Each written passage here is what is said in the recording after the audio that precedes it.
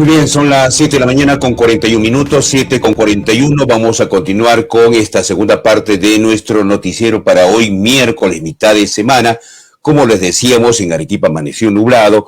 Hoy día se recuerda el Día Internacional de la Mujer. Nuestro reiterado saludo a todas las mujeres por su esfuerzo, su cariño y su denodado esfuerzo en bien de la sociedad. Muy bien, vamos a dialogar a continuación con el señor Otto Napoleón Gigovich Arteaga. Él fue comandante general del Ejército, general de división, congresista de la República entre los años 2020 y 21, ancashino de nacimiento, para que nos cuente un poco cuál es la versión que él tiene sobre los hechos acontecidos en Puno el fin de semana, que finalmente han terminado con la vida de 6 soldados ahogados, fallecidos, y que naturalmente hay versiones contradictorias sobre el particular. ¿Cómo está usted? Bienvenido, don Otto Gigovich, a Controversia TV desde Arequipa. Marco Antonio, buenos días y buenos días a toda tu audiencia. Buenos días y feliz día, en especial a todas las mujeres en este Día Internacional de la Mujer, que rinde un tributo justo a las mujeres que son padre, madre, educadoras, dan salud, que dan todo en jornadas interminables y que han ido conquistando poco a poco sus espacios en el mundo, ¿no?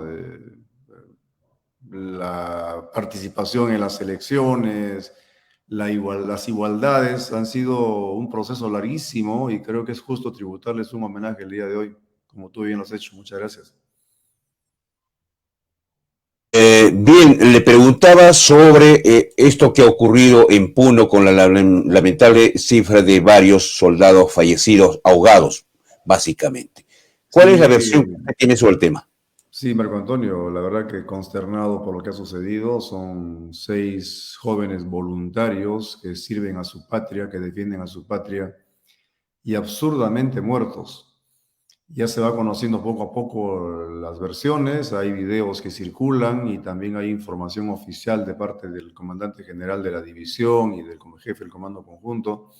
Fueron rodeados con ondas, con piedras, y prácticamente no tenían otra escapatoria que cruzar el río, habiendo un puente al costado, un puente que es de servicio público, que es para todos los peruanos, pero estaba bloqueado, se lo impidieron.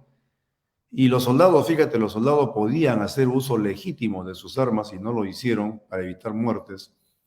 Intentaron cruzar por el río. Aún en el río les han seguido lanzando piedras. Por eso es que mucha gente que han sido recuperados están policontusos por las ondas, por las piedras que le han caído. Entonces esto ya no es solamente un incidente, esto es un asesinato con alevosía, y que tiene que ser investigado hasta las últimas consecuencias, porque no se puede permitir que entre peruanos estemos así. Los soldados, los miembros del ejército, somos también del pueblo, venimos del pueblo y regresamos al pueblo. Algunos con servicio militar breve, otros con una carrera militar, pero somos del pueblo. Pasamos a retiro y nos reincorporamos al pueblo. Y entonces este enfrentamiento absurdo entre peruanos es promovido por asusadores. Fíjate que paradójicamente ese día muchos pobladores han ayudado a sacar soldados del río. Esa es la nobleza que yo conozco de la gente del Perú profundo, de Puno, de Arequipa, de Tacna. Así somos los peruanos, solidarios, de darnos la mano. Pero detrás están los violentistas, los asusadores, los cabecillas que no dan la cara. Esos son los grandes responsables de lo que viene pasando en el Perú. Esa gente que promueve el odio de clases, el divisionismo, la confrontación, porque ahí es donde ganan réditos que son, la verdad, inaceptables, que para ello tengan que recurrir a la violencia, ¿no? La violencia, el odio, la mentira no conduce a nada bueno, Marco Antonio, y aquí lo estamos pagando realmente, ¿no? Claro, pero ¿no le parece que las versiones son un poco contradictorias? Porque un soldado, por ejemplo, ha narrado, muchos no sabíamos nadar, dice, nos hundimos por el peso de la mochila, y que incluso hay una versión en la que dice que el capitán les dijo, no, tienen que cruzar, y sí o sí, y otro soldado que narra que dice que a ellos nadie les ordenó y que la única salida era por el río. Y claro, Para están cruzar a un cargo de río, las operaciones, debió conocer más o menos la profundidad del río y saber que algunos de ellos no sabían nadar, ¿no? fíjate, para cruzar un cauce de agua hay varios procedimientos. Uno de ellos es la cadena humana, o sea, cogerse de las manos todos y no soltarse bajo ninguna circunstancia, y tú cruzas. Eso se requiere el entrenamiento, obviamente, pero si estás en el río y te tiran piedras y te tiran ondas, a alguien le cayó en la cabeza, alguien soltó y rompió la cadena, y entonces sí, pues eres arrastrado por el agua, ¿no? Pero aquí, a veces, mira, a Marco Antonio, y ayer lo decía en otro momento, conversando con otras personas, siempre que pasan cosas como la que ha sucedido en Ilave, lo primero que hacemos es buscar responsables dentro de los militares mismos. Y está bien que se busquen responsabilidades, está bien que se investigue, pero tenemos que encontrar los responsables directos de esta masacre. Y están al otro lado, que estando en estado de emergencia y estando prohibidas las reuniones, se toman la libertad de bloquear carreteras, de bloquear puentes. El paso natural para los soldados era el puente, que es un servicio público para todos los peruanos. Y entonces, obviamente, si está bloqueado y te tiran piedra y te lanzan ondas y se acercan amenazantes de varios sitios, ellos quedaron prácticamente arrinconados contra el río. Y pudieron emplear las armas, pudieron hacerlo y debieron hacerlo, porque para eso están entrenados y así manda la ley. Cuando está en peligro tu vida, tienes que emplear tus armas. Sin embargo, ellos han preferido no emplear las armas y no causar muertes más entre los comuneros, y han pagado con su vida esta decisión. Claro, pero le parece que también el capitán Frisancho Lazo, de quien dicen que tiene denuncias por maltrato a su esposa, a su pareja, cometió este desliz de no conocer muy bien la profundidad del río, porque se dice que en esta parte en tiempos normales se saca arena y obviamente generan hondonadas en el río. Entonces, pasar por un río que uno no conoce es bastante peligroso, ¿no? ¿O no? Mira, Marco Antonio, yo no podría especular, ¿no? ¿Mm? ¿Qué pensaba el capitán en ese momento? Yo no lo puedo decir. Sería especular y de repente mentirle a la comunidad con especulaciones. Se tiene que investigar, hay una inspectoría que investiga los temas operativos. Se tiene que investigar para ver cuál fue el proceso de toma de decisiones. A nosotros nos enseñan a tomar decisiones rápidas, a veces en segundos, porque cuando tú estás rodeado, estás amenazado, te están apedreando, y porque una onda te puede matar, Marco Antonio, una onda, un ondazo te mata. Entonces, si tú estás bajo esas circunstancias, amenazado, tienes que tomar decisiones rápidas. Yo quisiera ver a muchos de los críticos, a ver que a veces se demoran un minuto para decidir qué pan voy a comprar o media hora para ver qué pantalón voy a comprar. Ahí tienes que tomar decisiones rápidas porque está tu vida en juego. Está tu vida en juego. Entonces hay que hacer un poco de empatía y ponerse en el lugar del capitán. Yo sí lo hago porque conozco, pero es difícil que la comunidad pueda hacerse un esfuerzo de empatía y pueda entender bien cómo es el fenómeno, cómo es el proceso de toma de decisiones en momentos difíciles. Para nada quiero exculpar a quien dio la orden, para nada. Pero sí digo que es muy difícil en este momento decir, bueno, el capitán es el responsable. Los responsables son los que bloquearon el puente, los responsables son los que apedrearon a los soldados. Hay que acostumbrar a llamar la cosa por su nombre. Ellos son los grandes responsables. Han obligado a que los soldados tengan que cruzar por un curso de agua que no debieron hacerlo porque para eso está el puente que construye el Perú. Los puentes son para pasarlos, todos. Y entonces en emergencia, peor todavía, no podían haberlo tomado. Y en emergencia, peor todavía, no podían atacar a los soldados. Todo eso tiene que investigarse.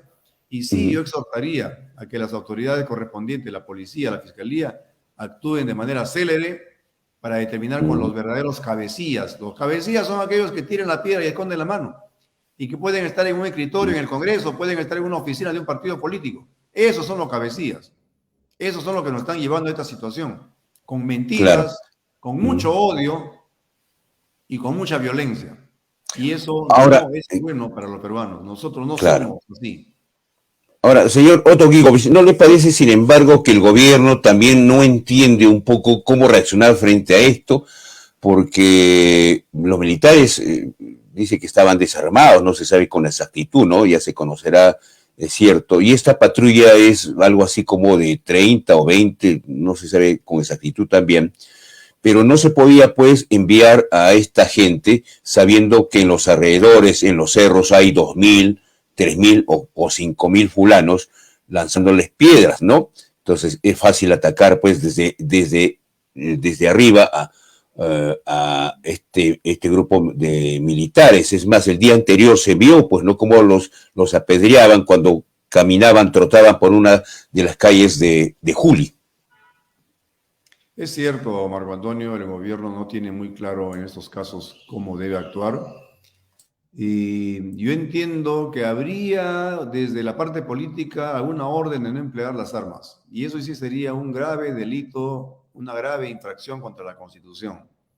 ¿Por qué? Porque las Fuerzas Armadas son como suenan, Fuerzas Armadas, y su herramienta son las armas, que deben emplearlas ocasionalmente, porque las Fuerzas Armadas no salen a la calle, no salen a una ciudad si no es con un decreto supremo específico. La labor del orden interno, del orden público, es una tarea policial.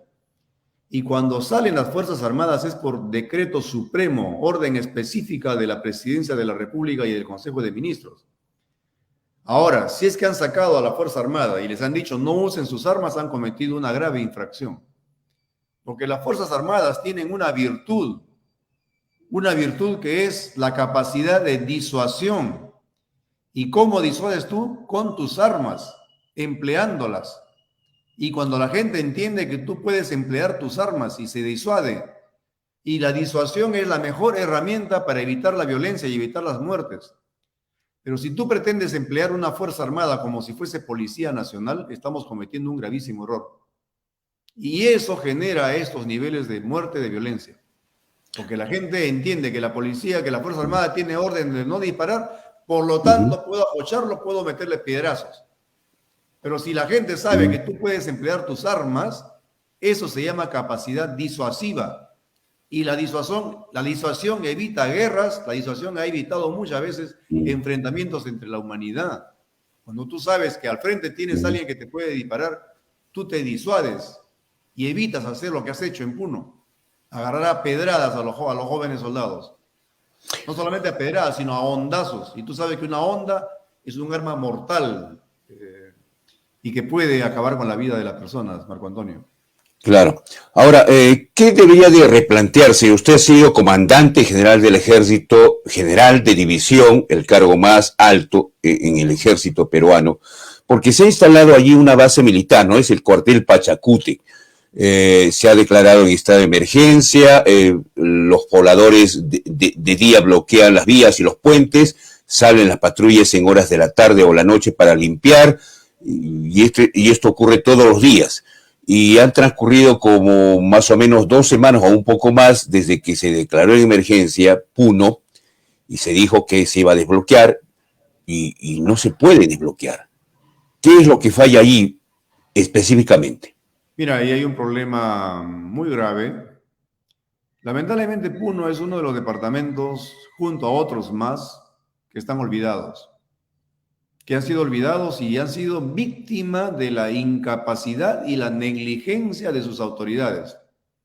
En los últimos 5 años, Puno ha recibido más de 2.600 millones de soles. Y sin embargo, Puno sigue siendo una región que tiene 60% de pobreza y casi 30% de pobreza extrema. Yo he vivido allá, yo conozco Puno. Y el promedio de altura en Puno es 3.000 o más metros. Con las excepciones, ¿no? Como San Juan del Oro, que está un poco más bajo, más tropical. Pero el frío es terrible. Y hay partes lejanas de Puno donde la gente vive en casas de piedra con barro y techo de ichu, de paja, con goteras, y ahí viven los niños. ¿Qué esperanza tienen esos niños? Entonces también el Estado peruano tiene responsabilidades graves de abandono de regiones como Puno.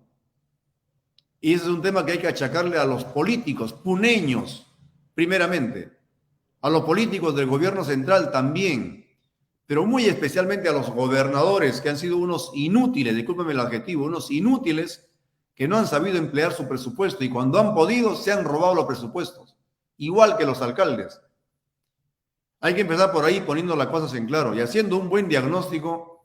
Lo que hay que hacer, Marco Antonio, yo le he planteado en otros momentos, hay que tomar Puno. Hay que tomar Puno, pero no en el sentido del uso únicamente de la fuerza militar o policial, sino hay que tomarlo con brigadas de salud, con brigadas de educación, con brigadas de alimentación, del MIDIS, con brigadas de todos los sectores sociales que vayan allá y busquen las soluciones gravísimas que tiene la población y que esa situación grave permite que ellos puedan ser fácil presa de las ideologías violentistas que para nada ayudan. Cuando existe extrema pobreza, lamentablemente la gente puede empezar a creer en una esperanza. Y esa esperanza se la empaquetan bonito como ideología del MAS, la ideología de Evo, la ideología bolivariana, del socialismo del siglo XXI, y todo ese lastre que está destruyendo Latinoamérica. Y entonces hay que cambiar esa situación. De otro lado, ayer lo manifestaba, el ministro Gavidia, ex ministro de Defensa, junto con Pedro Castillo, le han dado 0 de presupuesto a las Fuerzas Armadas, 0 de presupuesto. Lo que me hace creer, Marco Antonio, de que esto ya era algo premeditado. Si tú le das 0 presupuesto en inteligencia a las Fuerzas Armadas, le estás quitando ojos y oídos. Le estás quitando ojos y oídos. Estás yendo sin capacidad de ver y sin capacidad de haber escuchado bien. Por eso quizá es que, como tú decías, ¿por qué sale una patrulla si sabe que en los cerros hay 4.000 personas? Si no hay inteligencia, eso va a pasar. Y los grandes responsables son el ministro Gavidia, que hizo el presupuesto el año pasado, y el presidente Castillo, y también corresponsables la Comisión de Defensa del Congreso, que debió pelear para que le den los presupuestos de inteligencia. Sin inteligencia no hay operaciones, Marco Antonio. Claro. Ahora, normalmente nuestras fronteras son bastante débiles y muy informales. Esto ocurre en Tumbes, ocurría antes también bastante en Tacna, pero Puno, a los factores que usted le ha descrito, hay otros, ¿no? El tema, por ejemplo, de la informalidad, el tema de la minería informal, el tema del contrabando y el tema de la droga. O sea, estamos hablando de asuntos bastante fuertes. Es más, buen sector de la población puneña vive de estos 4 factores que le digo, ¿no? En Tacna se solucionó un poco la informalidad con la creación del Sofratacna. En Puno hay una especie de eso, pero que no funciona porque hay mucha influencia de Bolivia y Bolivia, evidentemente, con Evo Morales, quiere crear una especie, una república dentro de 2 países, ¿no? La República de los Aymaras. Claro, eso tiene un factor geopolítico porque Evo Morales quiere tener una salida por el Perú, dado que él perfectamente sabe que no la va a poder conseguir por Chile. Es cierto tu análisis, Marco Antonio, y coincido absolutamente con él. Hay una influencia y una injerencia inaceptable de Evo Morales, que creo ya el Perú debería tomar otro tipo de acciones. El embajador de Bolivia sigue en Perú y nosotros hemos retirado, me parece, a la embajadora en Perú en La Paz. Pero sí, pues, o sea, en Puno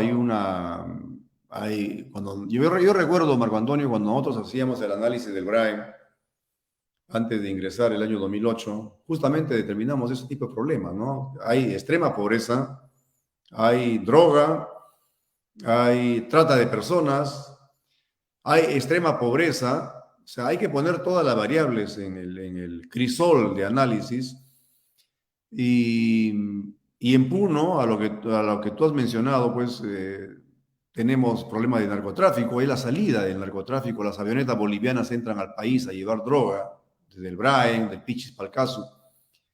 Hay la minería informal, ¿no? Minería informal que contamina los ríos que van al Titicaca. Hay contrabando y hay una zona franca Fíjate, yo conozco bastante de zonas francas porque saqué un proyecto de ley de una zona franca para Chimbote, mi tierra. Y lamentablemente de las 7 zonas francas que existen hoy en el Perú, 4 funcionan: Tacna, Hilo, Matarani y Paita. Y hay 3 que no funcionan: Tumbes, Loreto y Puno. Y eso es absoluta desidia de las autoridades. En Puno, perdóname, en Tacna, la Sofra Tacna solucionó el problema de los mercadillos. Pero en Puno pareciera que los gobernadores y los alcaldes y otras autoridades no les interesa tener una solución con una zona franca. Y en una zona franca, quizá aquellos que viven del contrabando no lo saben, pero en una zona franca pueden hacer su trabajo sin pagar ningún tipo de impuesto, sin pagar ningún tipo de arancel. Sin embargo, esa sería una gran solución para Puno, generaría mucho empleo, generaría mucha maquila, mucha transformación, mucho comercio. Sin embargo, no ha sido activado. Yo sí soy de la idea, Marco Antonio, de que debería haber un marco legal pertinente, que cuando en una región, llámese Puno, llámese Ancash, donde también en Ancash andamos muy mal, los gobernadores son incompetentes, incapaces o están tomados por la corrupción, se pueda desde el gobierno central tomar control de la región hasta que se pueda encontrar una sucesión.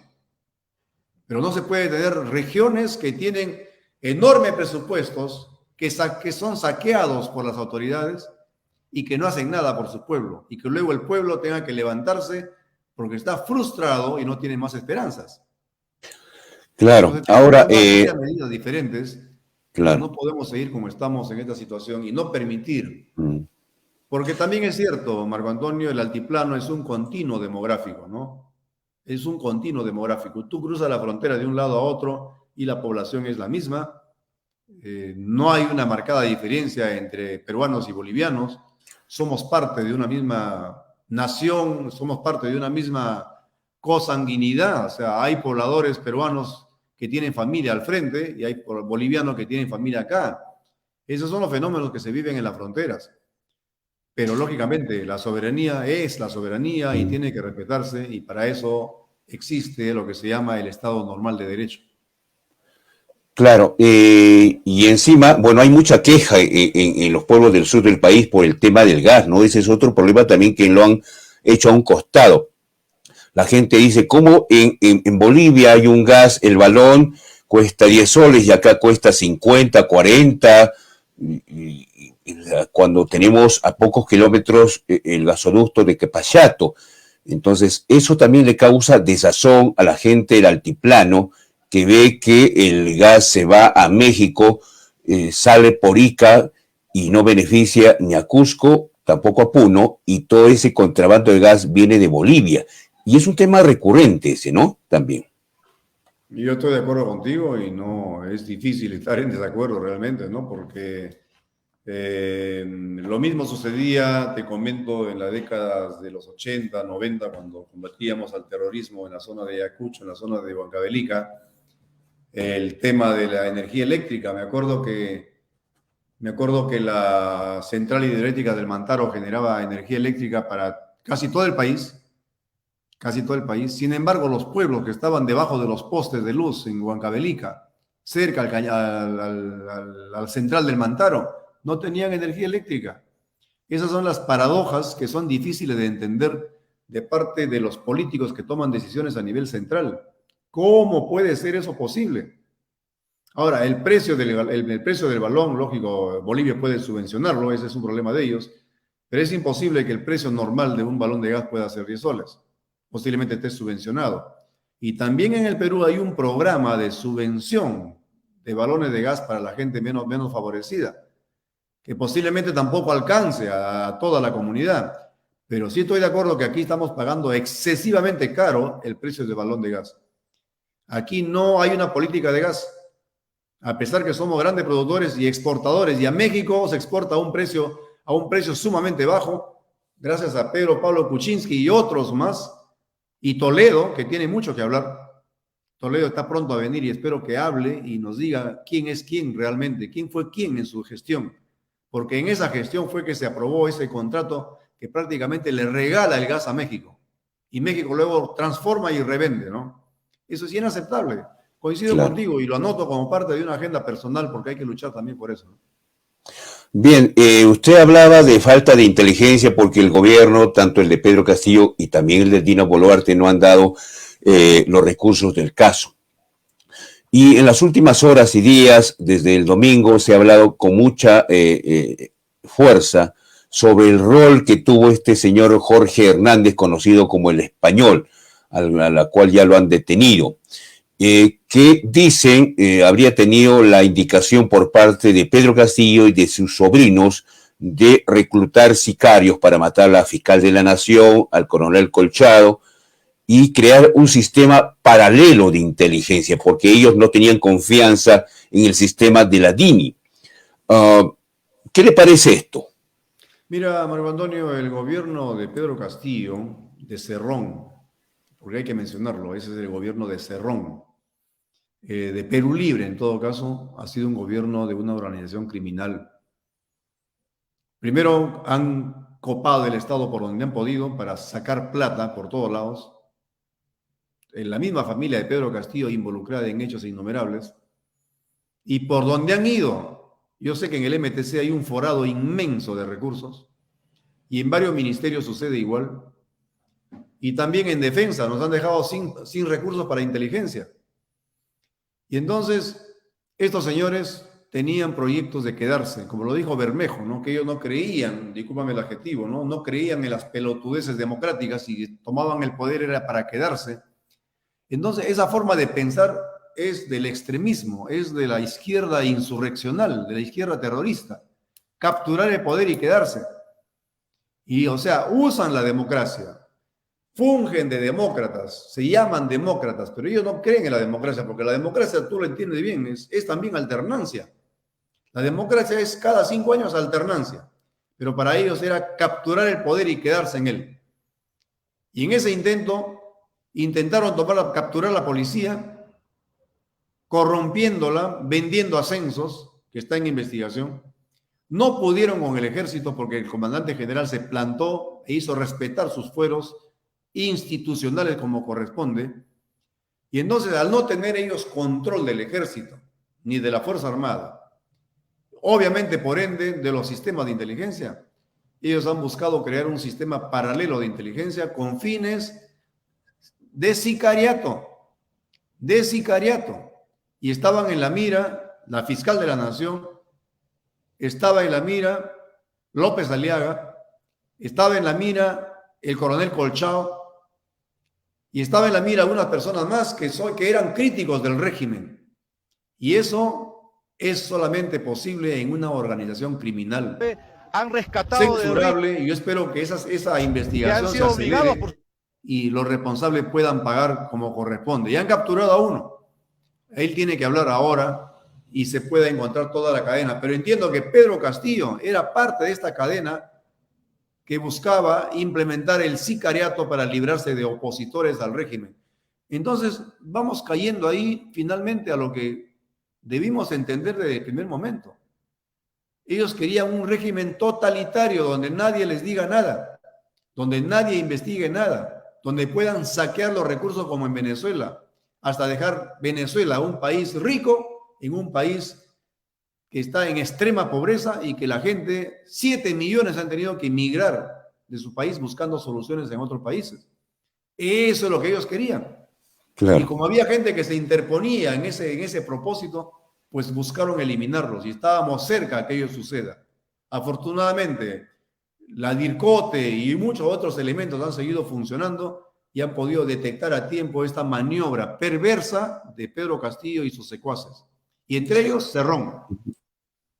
Claro, ok. Y para ahí ya terminando la entrevista, general Gigovich, el fin de semana también se ha difundido este video en la que se da cuenta la activa participación de Betsy Chávez y Aníbal Torres, instantes previos al mensaje de la Nación donde Pedro Castillo dio el fallido golpe de Estado. Es más, el ministro de Defensa y del Interior creo que también parecen haber estado informados de la decisión que iba a tomar Pedro Castillo. ¿No cree que también un poco que está divididas las Fuerzas Armadas? Porque si a eso le sumamos el rol que ha tenido Ollantumala, Antauro Humala y otra gente que ha estado en el ejército peruano y que parece tener también otras convicciones un poco alocadas, ¿no? Mira, para comenzar, los Humala han pasado por el ejército, pero yo creo que el ejército no ha pasado por ellos, ¿no? O sea, son gente que han ingresado al ejército. Yo creo que es una forma sutil de infiltración marxistoide al ejército del Perú. Y desde dentro fueron detectados y fueron expulsados en su momento, ¿no? Pero ellos no representan al ejército del Perú, de ninguna manera. Antauro Humala es un asesino de policías. Ollantumala tuvo la oportunidad de ser presidente. Algunas cosas buenas ha hecho, pero el solo hecho de haberse involucrado en actos de corrupción con su señora y que la señora sea quien manda, quien mandaba en el Perú, ya lo desacreditan completamente. El ejército está firme, el ejército está unido, el ejército mantiene una posición institucional, entendiendo que los temas políticos deben arreglarse de manera política y que cuando se emplean las Fuerzas Armadas deben emplearse en sus capacidades militares y no como guachimanes, no como serenazgo, no como policía, no por desmerecer esas profesiones, sino porque cada uno tiene su rol en el Estado peruano. Ese es el gran problema, que no estamos empleando a las Fuerzas Armadas en su rol constitucional y eso puede ser motivo también de una acusación constitucional contra los que resulten responsables. Las Fuerzas Armadas, según la Constitución y según las leyes, tienen una forma de emplearse y no pueden ser empleados como han sido empleados hasta la fecha, haciendo de policías. Esa es tarea policial y no hay que confundir. No le podemos pedir a la policía que haga tareas de la Fuerza Armada porque no están capacitados para ello. Y no podemos pedirle a los soldados del ejército que hagan tareas policiales. No están entrenados para ellos. Nuestra capacidad es disuasiva. Nuestra capacidad es de empleo de armas. Y entonces, si va a salir la Fuerza Armada, tiene que salir de acuerdo a la ley con todas sus capacidades y evitar que sigan habiendo muertes de cualquier lado. Todos somos peruanos y todas las muertes duelen. Pero a mí en particular me duele la muerte de estos chicos voluntarios que son los que defienden a toda la sociedad en su conjunto. Bien, yo le agradezco esta comunicación con Controversia TV desde Arequipa. Vamos a ver qué es lo que pasa en los siguientes días. Me da la impresión que a partir de la fecha va a haber una cacería contra algunos miembros de las Fuerzas Armadas, diciendo pues que esto ha sido provocado a propósito, ¿no? Gracias a usted. Muchas gracias, Marco Antonio, y seguramente lo que tú dices sea cierto. Van a intentar una cacería dentro de la Fuerza Armada, pero lo que no hay que olvidar es que los responsables están al frente. Ellos son los grandes responsables. Cuando mueren soldados en el Brain también dicen, ¿quién es el responsable? Los responsables son los terroristas, pues. Son los narcoterroristas, ellos son los responsables. Porque ellos generan la situación de caos, la situación de muerte. ¿No? Igual aquí se les ha negado la posibilidad de cruzar el puente y se les ha apedreado y se les ha obligado a pasar el río. Inclusive dentro del río los han agarrado a pedradas. Por eso es que se rompe la cadena humana y por eso es que tenemos esta cantidad de muertos. Lamentablemente, que en paz descansen y mis condolencias para toda su familia y ojalá que este episodio nunca más se repita en nuestro país, Marco Antonio. Un saludo para Arequipa. Muchas gracias por la oportunidad. Gracias. Ha sido don Otto Napoleón Gigovich Arteaga, ex comandante general del Ejército, general de división, es congresista de la República. Nos ha acompañado hoy él desde Chimbote. Gracias a usted. Gracias y buen día para todos. Gracias. Bien, 8 de la mañana con 15 minutos. Vamos a ir a una pequeña pausa. En un instante vamos a continuar con más en nuestra edición de hoy miércoles. Volvemos en instantes.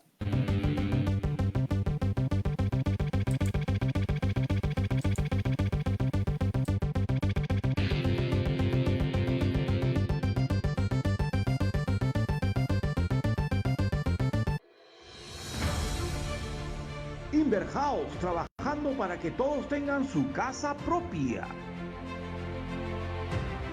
Te ofrecemos terrenos en zona exclusiva. Residencial Pampas Dongo, terreno desde $48,000, cerca a la Avenida Dolores.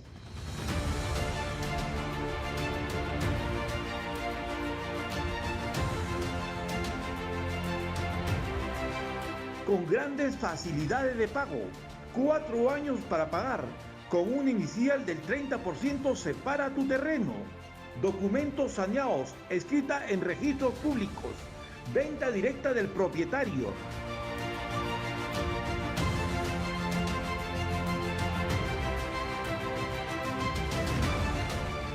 Promueve, ejecuta y financia Inverhouse, calle Don Bosco 103.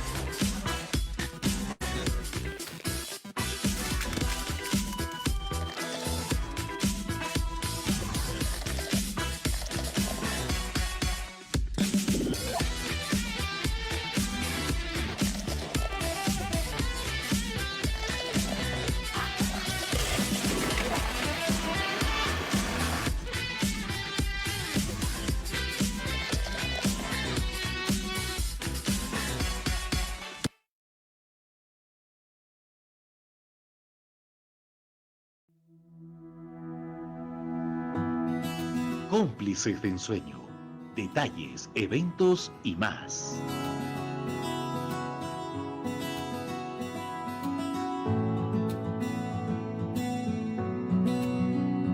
Somos tus cómplices de ensueño, tus mejores aliados para sorprender a las personas que quieres.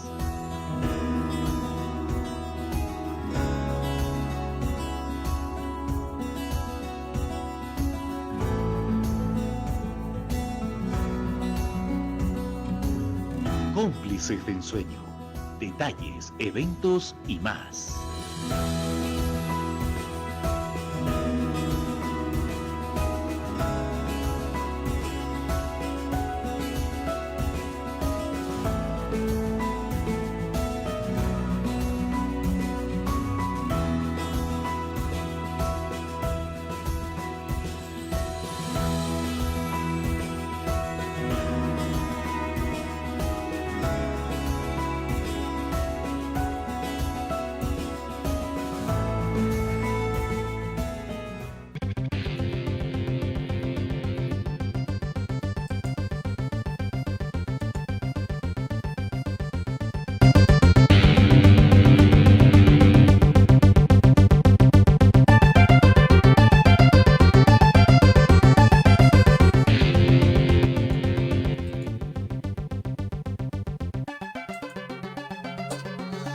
Muy bien, son las 8 de la mañana con 19 minutos, 8 con 19. Vamos a continuar con el programa para el día de hoy, miércoles, mitad de semana. Bien, vamos a replicar, a la espera de que ingrese nuestro siguiente invitado, esto que narraba un periodista de Puno sobre los acontecimientos suscitados el fin de semana, donde ustedes han fallecido varios soldados, ¿no? Este periodista, comunicador, decía que eran los propios pobladores los que sacaban, ayudaban a los soldados que no pudieron cruzar y algunos de ellos se ahogaron. Bien, a ver, esto es lo que narra él. Ilave, muy profundo, por cierto, y varios de ellos han fallecido ahogados. Los comuneros en estos momentos han auxiliado, han sacado del río a varios soldados, y hay uno que ha sido llevado al centro de salud de Ilave, ¿no es cierto? Pero hay otros que están graves. Vamos a llevarles imágenes. Nos acompañan acá varios colegas fotógrafos que estamos aquí en la zona, pero ahí está, al fondo estamos viendo a los militares que han ordenado ingresar.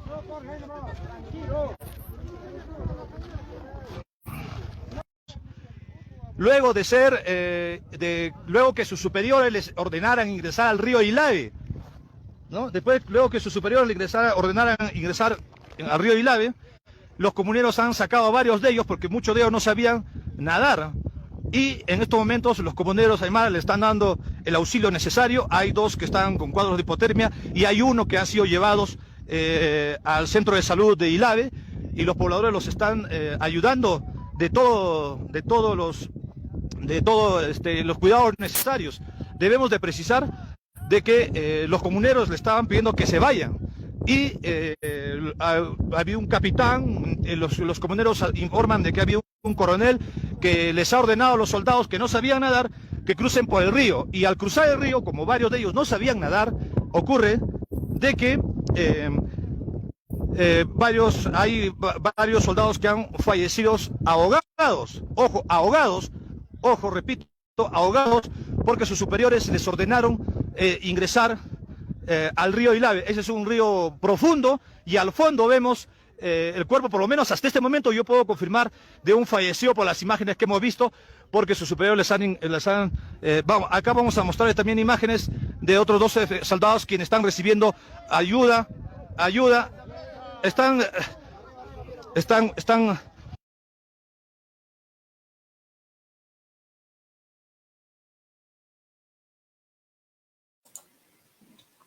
Bien, esto es parte de esta narración que hacía este periodista, este comunicador, ¿no? Cuando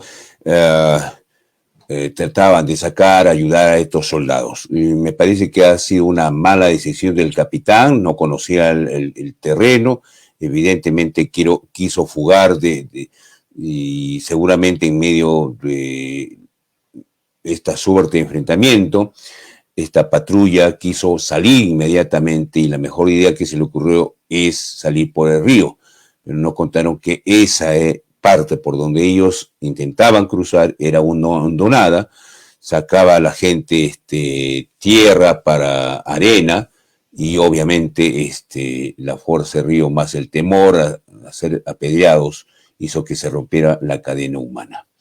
No llevaron soga. Creo que en esos casos hubiese sido bastante importante, ¿no?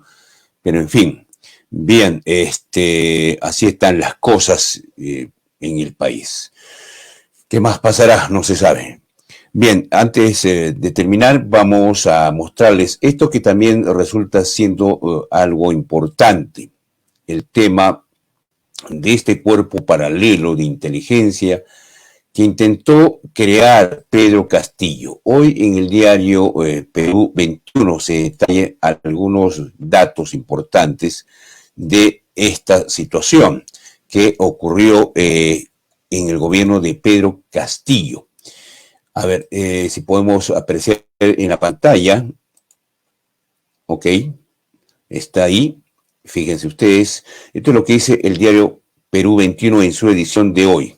Pedro Castillo pidió crear e intentó financiar un grupo de inteligencia paralelo. Dice la noticia, ¿no?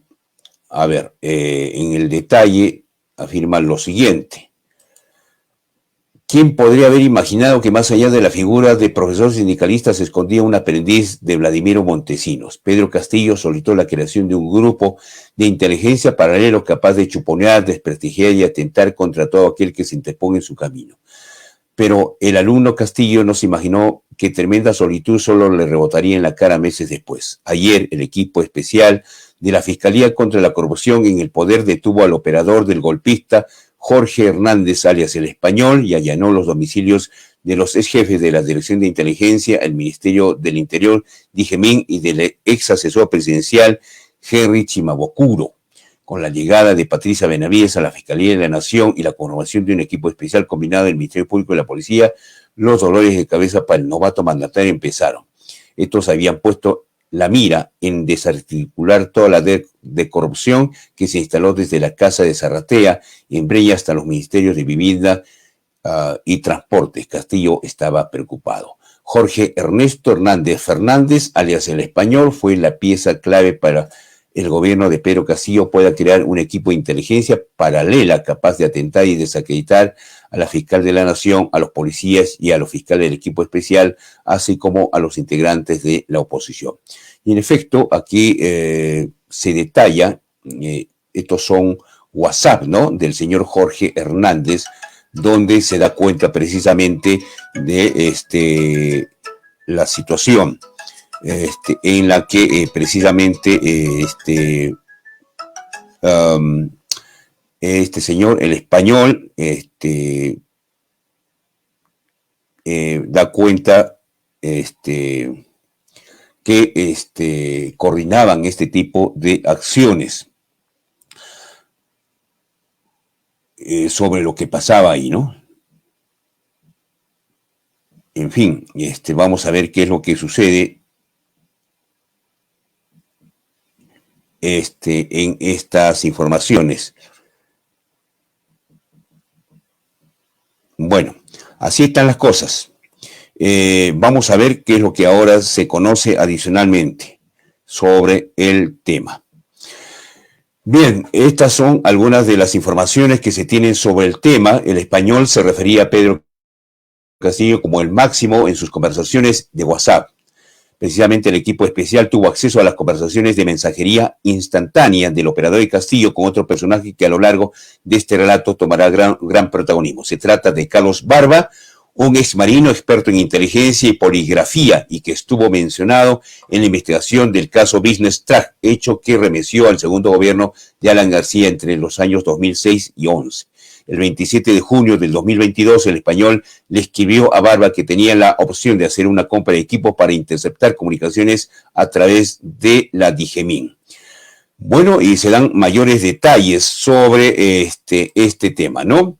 De cómo es que operaba el español y cuáles eran las intenciones que tenía precisamente Pedro Castillo al conformar este equipo especial de inteligencia paralelo a la DINA o DINI. 8 de la mañana con 27 minutos, 8 con 27, vamos a continuar con el programa. El día de hoy también está invitado para hablar sobre el tema de economía con el señor Manuel Jaime Candia. Ya lo tenemos en línea para que nos dé a conocer sobre temas económicos, cuál es la visión que tiene el país. Bienvenido, don Jaime Candia, a Controversia TV. ¿Cómo está usted? ¿Qué tal, Marco Antonio? Muy feliz de estar aquí en Arequipa, de poder compartir con ustedes y poder llegar a esa teleaudiencia que tienes, que es muy sintonizada. Muchas gracias por la invitación. Ok, don Jaime, bueno, usted nos quiere dar una visión sobre el país. Obviamente, la nación pasa por momentos bastante complicados.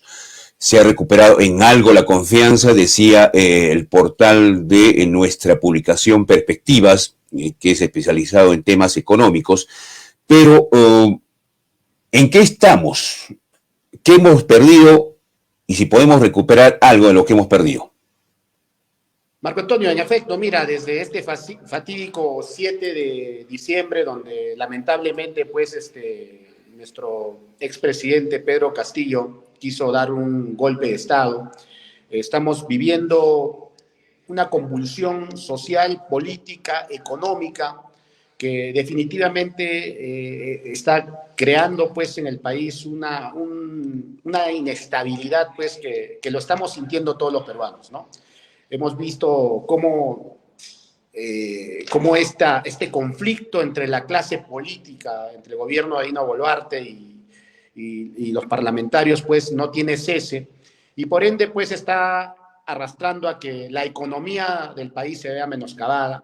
Hemos visto en este último trimestre, pues, el decrecimiento del PBI a cifras históricas, 1.7 en el último trimestre, a diciembre del año 2022, de haber crecido hasta 3.3 en el anterior trimestre, ¿no? Entonces, todos estos efectos, pues, sin duda se están dando por esta convulsión social que ha traído consigo, pues, lamentables hechos, como la muerte de más de 50 compatriotas peruanos, como este último fin de semana, la muerte de 6 miembros del ejército, 6 soldados, que son víctimas, pues, de este desgarro político que estamos viviendo en estos últimos meses y que sin duda, pues, no nos está permitiendo tener esa paz social que ambicionamos todos los peruanos, que queremos, que ya, pues, de se vea pues el efecto de un crecimiento donde tengamos oportunidades todos los peruanos. No solamente, y permíteme decirte que acá los que sufren son los pobres del Perú. Hemos visto después de la pandemia que, de acuerdo a los indicadores, teníamos 27% de pobreza, hoy día estamos sobre el 33% de pobreza.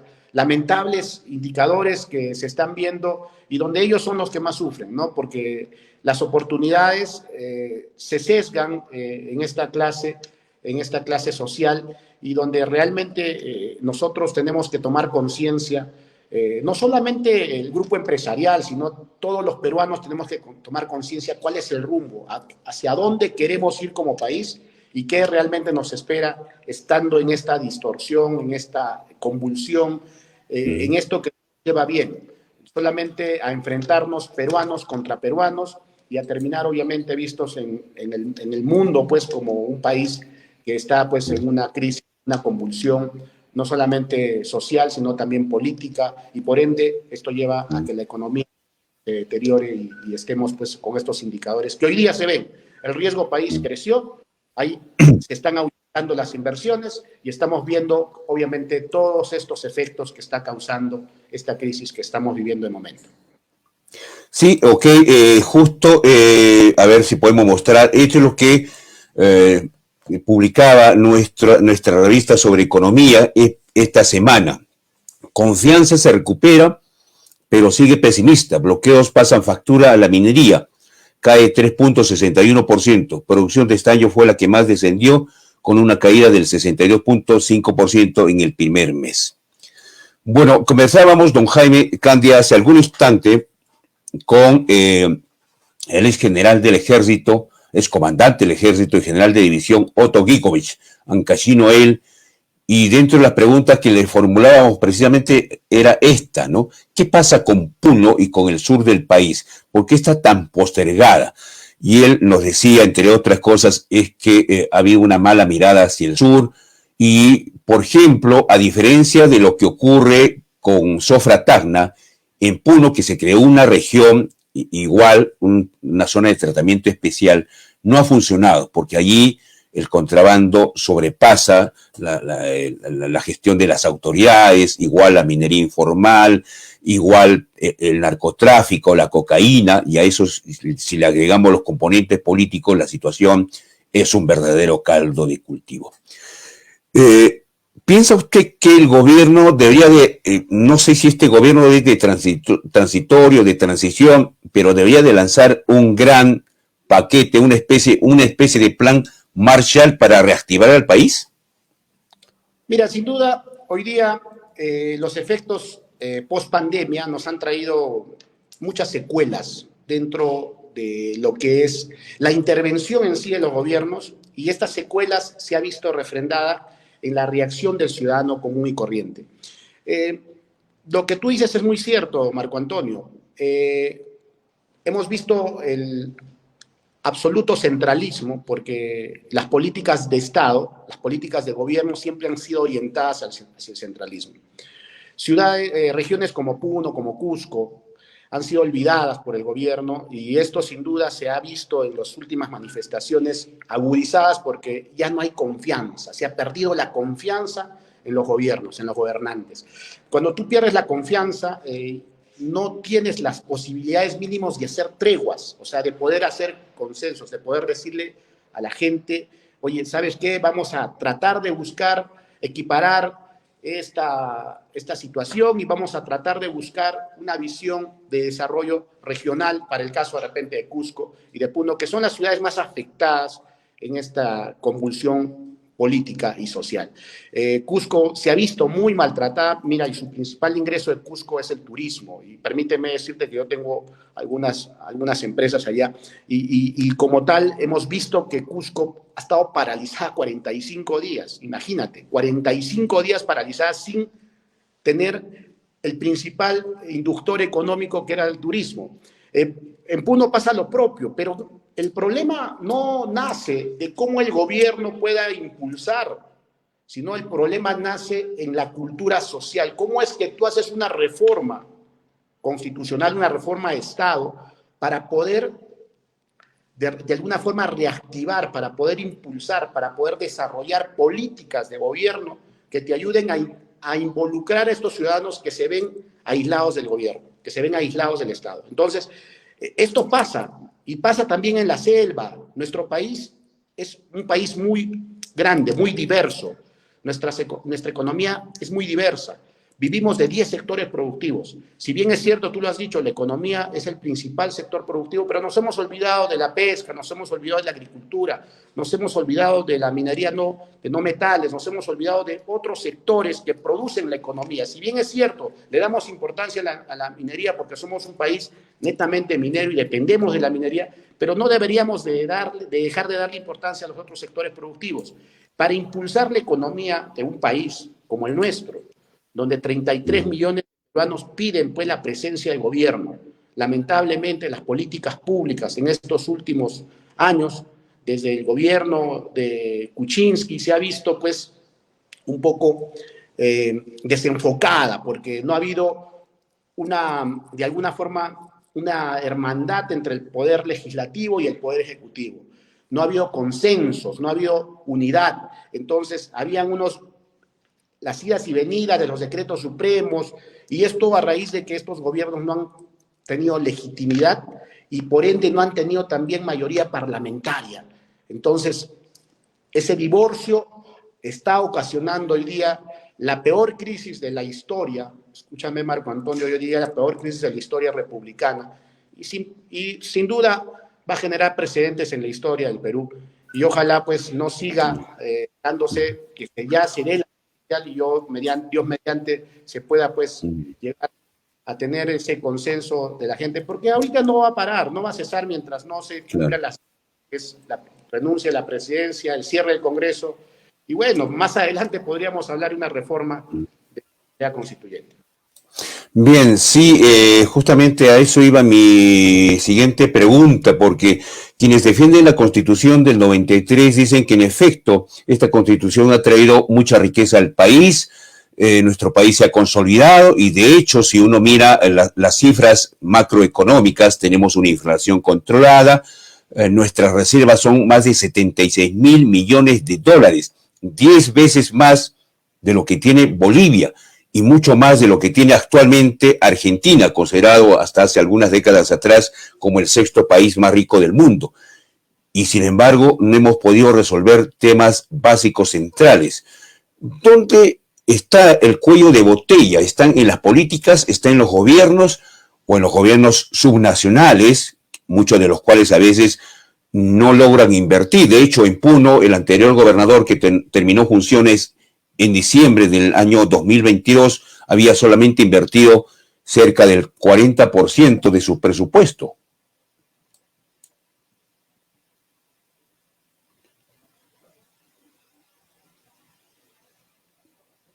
Creo que tuvimos cierto inconveniente en la línea.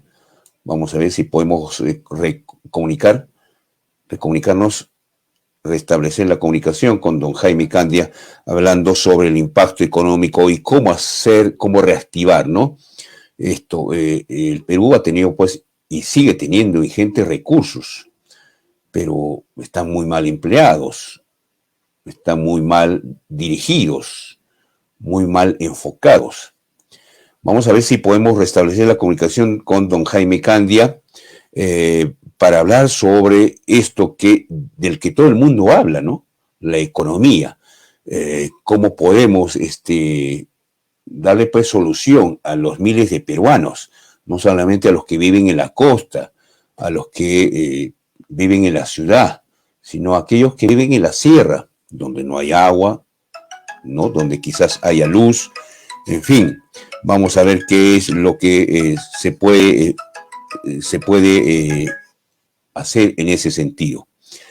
Sí, pues, vamos a ver si podemos recuperar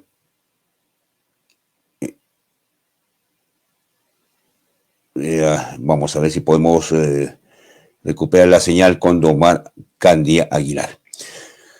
7 de la mañana con 40 minutos, 7 con 40. Bueno, parece que tenemos cierta dificultad. Vamos a ir a una pequeña pausa. En un instante vamos a retornar.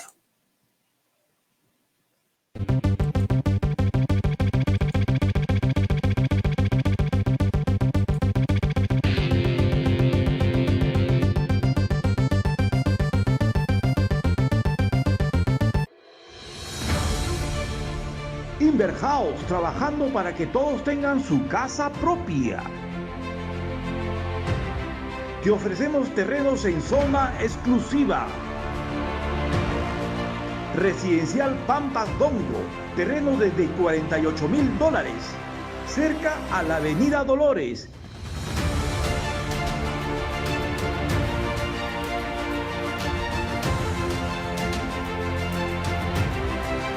Con grandes facilidades de pago, 4 años para pagar, con un inicial del 30% separa tu terreno, documentos saneados, escrita en registros públicos, venta directa del propietario.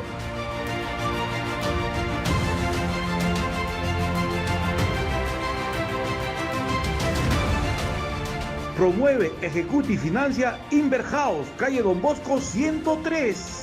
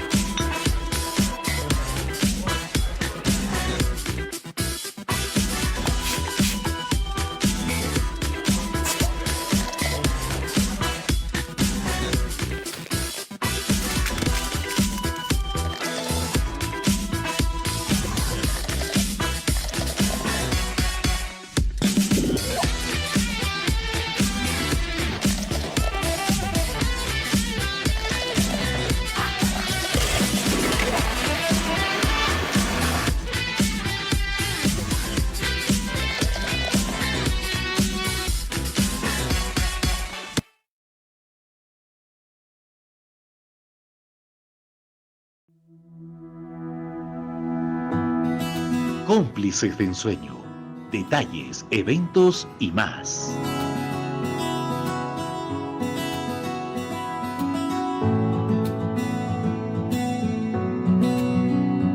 Somos tus cómplices de ensueño, tus mejores aliados para sorprender a las personas que quieres.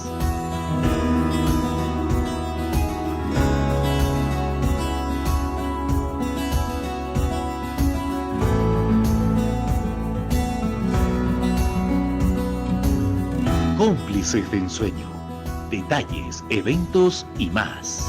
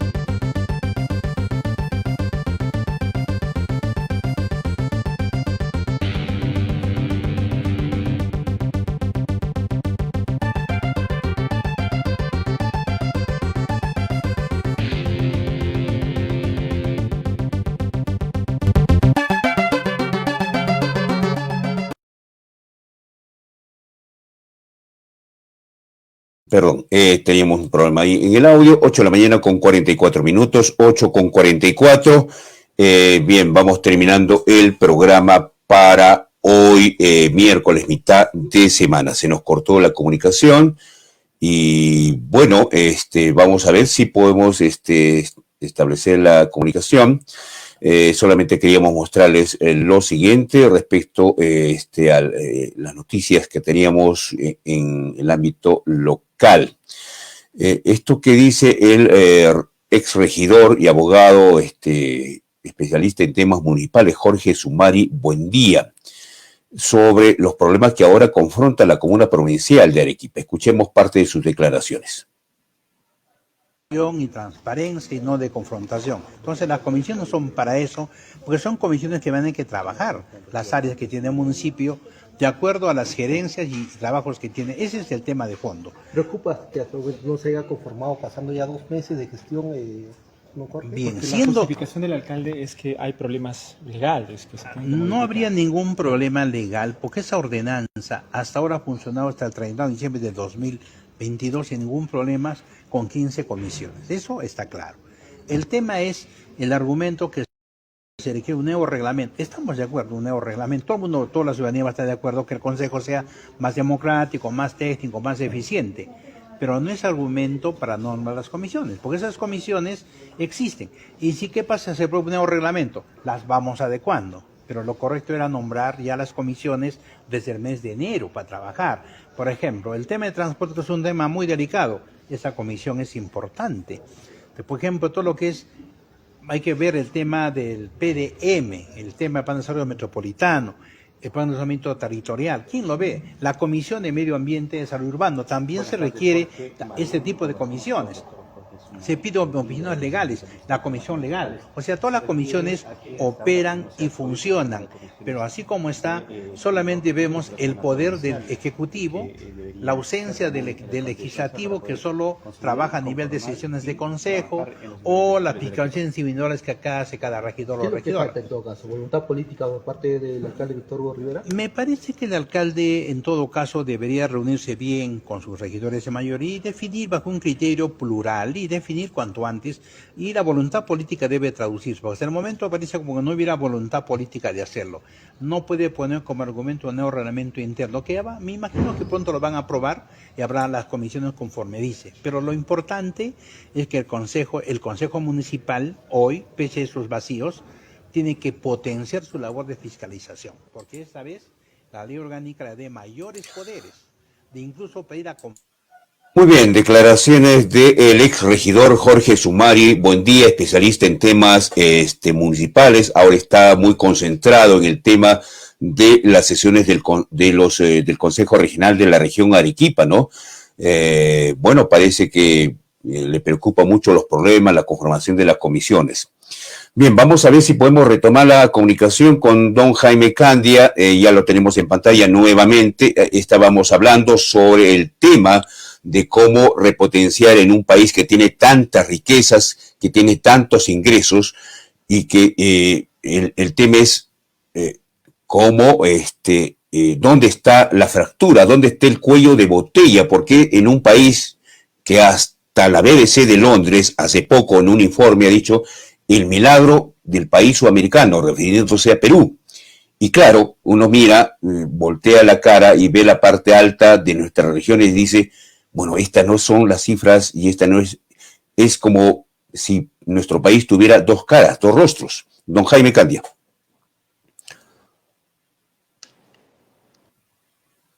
¿Lo escuchamos?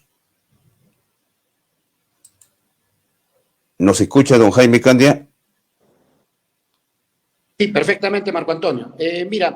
Si nos referimos a la Constitución Política del año 93, el país actualmente se rige en una economía social de mercado, donde fácilmente, fuera de ver los tratados internacionales, el tema de lo que se ha podido avanzar en las economías, si te das cuenta, hemos tenido crecimientos pico en el año 2008 hasta 9.1% del PBI, ¿no?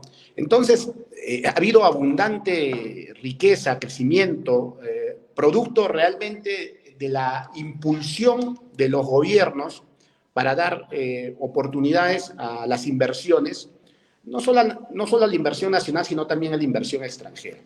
Entonces, ha venido menoscabándose la economía. Si hacemos un análisis de cómo es que hemos ido cayendo en la economía, estábamos pues desde el año 2012, 13, en un piloto automático, lo decían, ¿no? Este piloto automático pues tuvo un pico y ahora estamos en una caída libre, sin duda, por la convulsión política.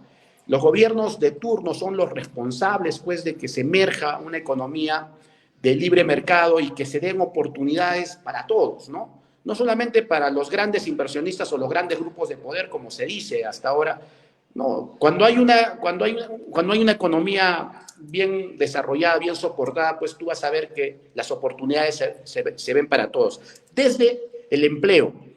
Pero recordemos qué pasa en las ciudades como Puno, como Cusco, que lo has nombrado, ¿no? Hay demasiada informalidad.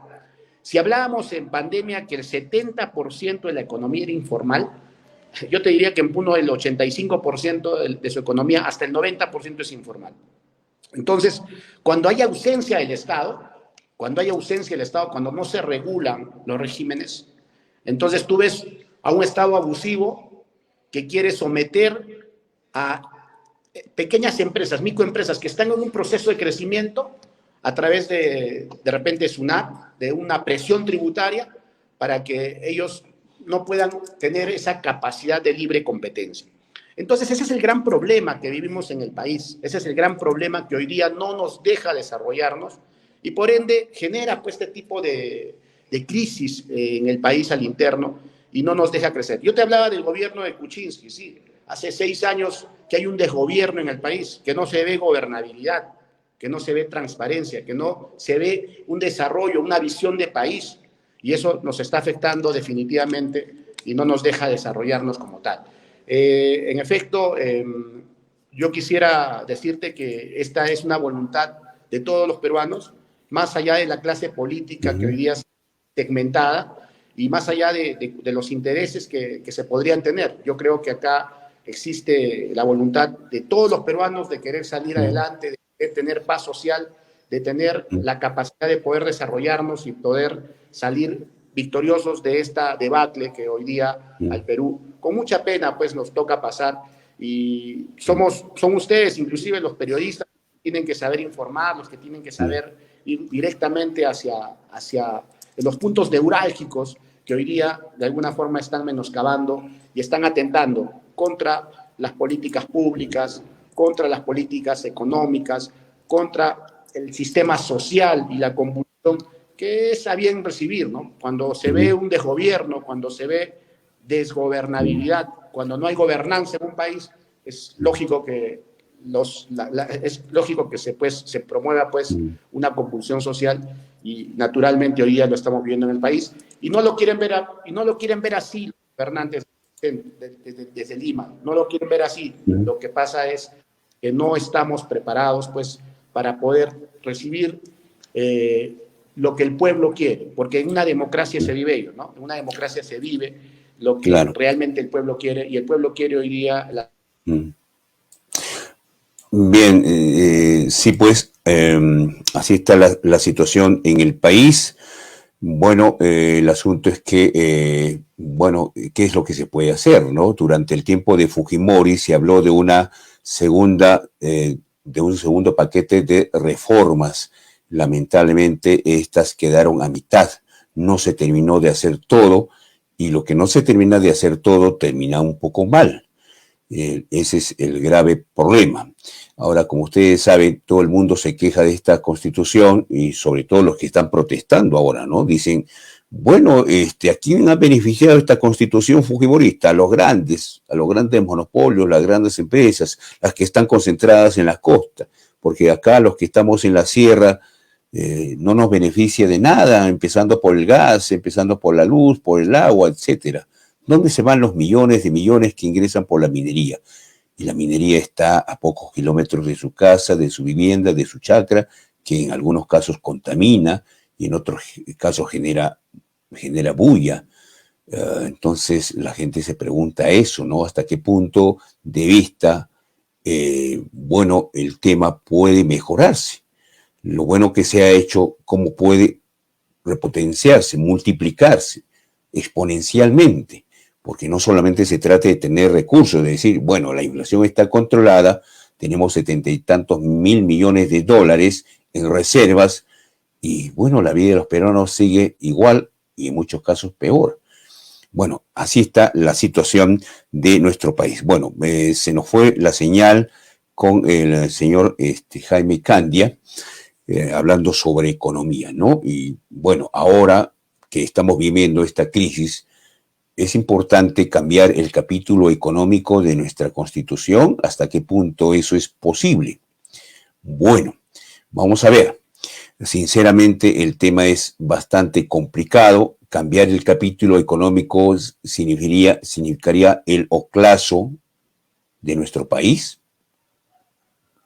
Bueno, 8 de la mañana con 55 minutos. No podemos retomar la comunicación con don Jaime Candia. Lo haremos en otro momento. Lamentablemente, la señal se está yendo.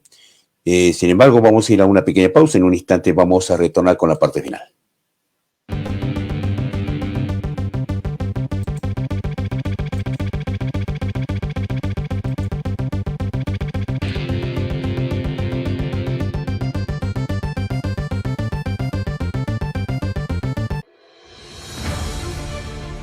Inverhouse, trabajando para que todos tengan su casa propia.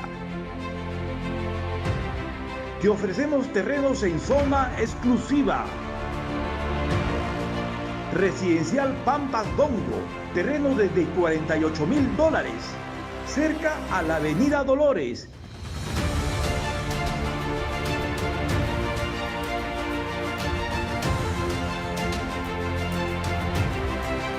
Con grandes facilidades de pago, 4 años para pagar, con un inicial del 30% separa tu terreno. Documentos saneados, escrita en registros públicos, venta directa del propietario.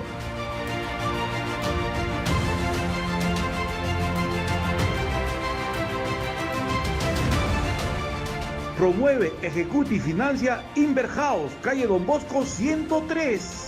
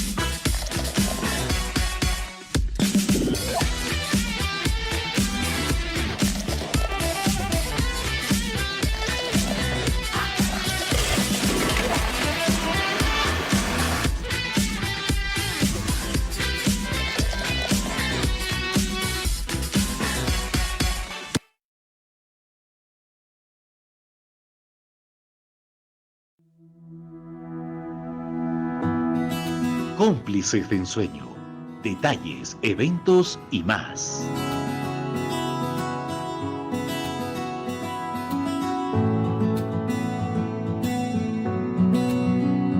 Somos tus cómplices de ensueño, tus mejores aliados para sorprender a las personas que quieres.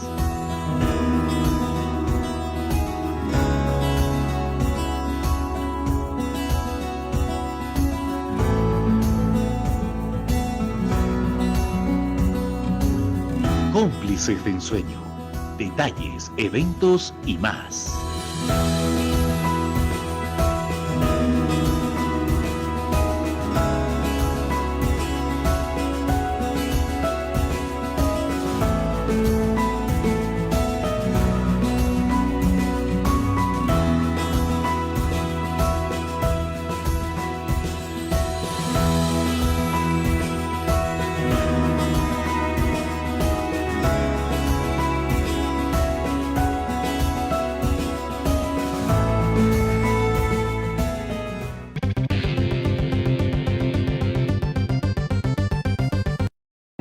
Somos tus cómplices de ensueño, tus mejores aliados para sorprender a las personas que quieres.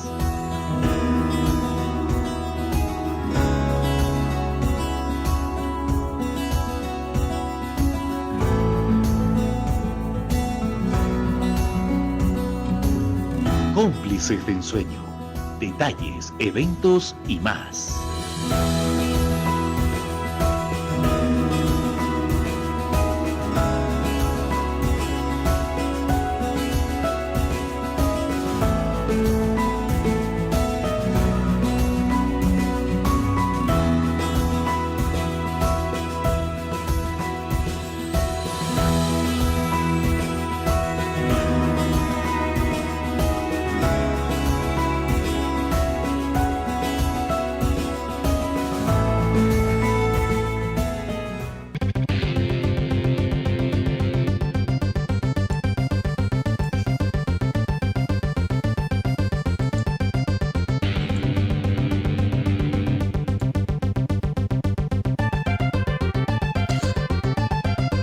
Bien, 9 de la mañana con 1 minuto. No podemos continuar con la entrevista con don Jaime Candia para hablar sobre los temas económicos. Lo haremos en otro momento. Ciertamente ya el tiempo también nos gana.